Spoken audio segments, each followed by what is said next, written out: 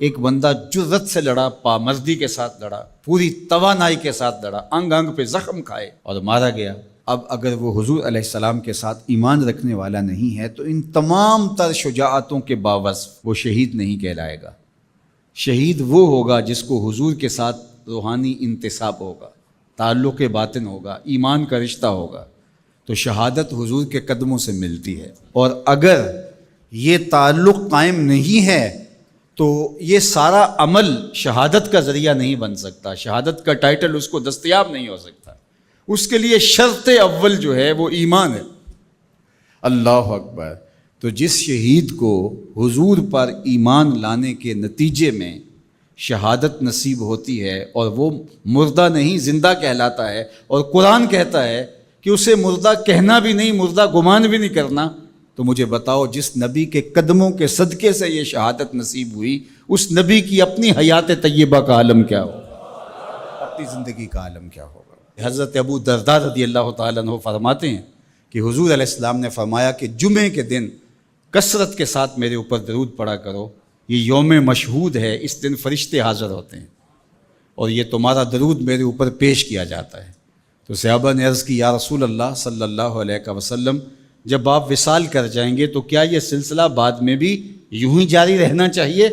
تو آقا کریم نے فرمایا ان اللہ حرم علی الارض ان تاکل اجساد الانبیاء فنبی اللہ حی یرزق، اللہ نے مٹی پر حرام کر دیا ہے کہ وہ نبیوں کے جسموں کو کھائے، نبی قبروں میں زندہ ہوتے ہیں اور ان کو رزق بھی دیا جاتا ہے۔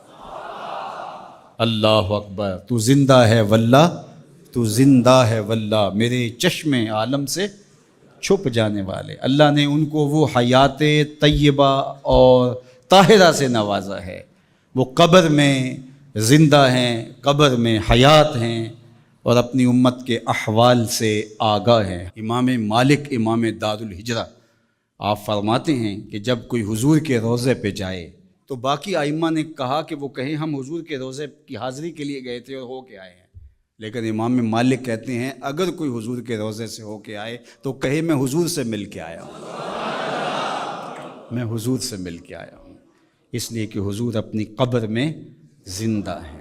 حضور نے ارشاد فرمایا قرب قیامت میں جب حضرت عیسیٰ آئیں گے اور حضرت عیسیٰ علیہ السلام آئیں گے اور پھر دین کی تنفیذ ہوگی، خنزیر کو قتل کریں گے، شراب ختم کر دی جائے گی، صلیب کا نشان توڑ دیں گے، کفر مٹ جائے گا، اسلام کا جھنڈا کائنات کی ایک ایک چھت کے اوپر لہرا رہا ہوگا۔